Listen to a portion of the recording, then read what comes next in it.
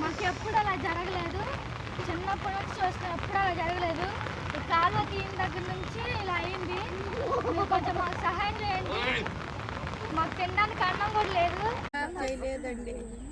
ఆ లాక్డౌన్లోనూ